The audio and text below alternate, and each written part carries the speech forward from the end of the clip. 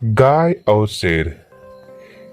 एक पहाड़ी के नीचे रामगढ़ नाम का एक गांव था।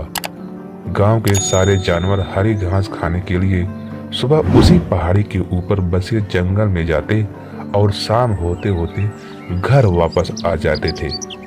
हर दिन की तरह लक्ष्मी नाम की एक गाय अन्य गायों के साथ उसी पहाड़ी के जंगल में घास खाने के लिए जाया करती थी। वह हरी घास खाने में इतनी ज्यादा प्रसन्न थी कि वह कब एक शेर की गुफा के पास पहुंच गई उसे पता भी नहीं चला। शेर अपनी गुफा में सो रहा था और वह पिछले 2 दिन से भूखा भी था। जैसे ही लक्ष्मी शेर की गुफा के पास पहुंची, गाय की खुशबू से शेर की नींद खुल जाती है। वह शेर धीरे धीरे गुफा से बाहर आया और गुफा के बाहर गाय देखकर बहुत खुश हो जाता है। शेर ने मन ही मन सोचता है कि आज उसकी 2 दिन की भूख मिट जाएगी। वह इस तंदुरुस्त गाय का ताजा मांस खाएगा और यह सोचकर उसने एक तेज दहाड़ लगाई। लक्ष्मी शेर की दहाड़ सुनकर डर जाती है। जब वह अपने आसपास देखती है तो वहां दूर दूर तक उसको कोई भी दूसरी गाय नहीं दिखाई देती है। जब वह हिम्मत करके पीछे मुड़ी तो उसे सामने शेर खड़ा हुआ दिखाई दिया। उस शेर ने लक्ष्मी को देखकर फिर से दहाड़ लगाई और लक्ष्मी से कहा, मुझे 2 दिन से कोई भी शिकार नहीं मिल रहा था। मैं भूखा था। शायद इसलिए भगवान ने मेरा पेट भरने के लिए तुझे मेरे यहाँ पर भेजा है। आज मैं तुझे खाकर अपनी भूख मिटा लूंगा। शेर की बात सुनकर लक्ष्मी डर जाती है। वह रोते हुए शेर से कहती है, मुझे जाने दो, मुझे मत खाओ।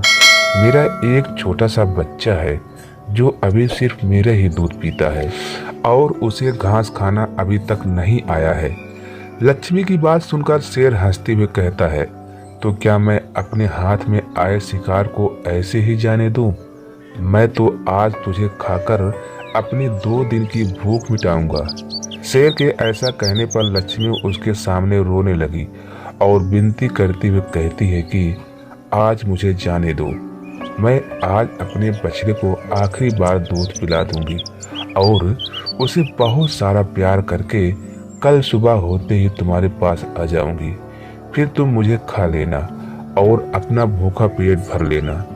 शेर लक्ष्मी की यह बात मान जाता है और धमकी देते हुए कहता है कि अगर कल तू नहीं आई तो मैं तेरे गांव आऊंगा, फिर तुझे और तेरे बेटे दोनों को खा जाऊंगा।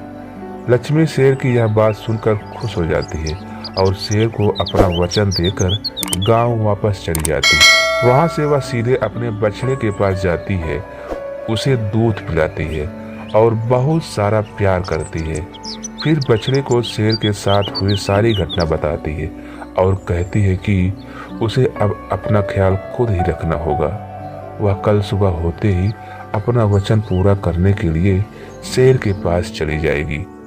अपनी माँ की बातें सुनकर बछड़ा रोने लगता है। दूसरे दिन सुबह होते ही लक्ष्मी जंगल की तरफ निकल जाती है और शेर की गुफा के सामने पहुंचकर शेर से कहती है, अपने वचन के अनुसार मैं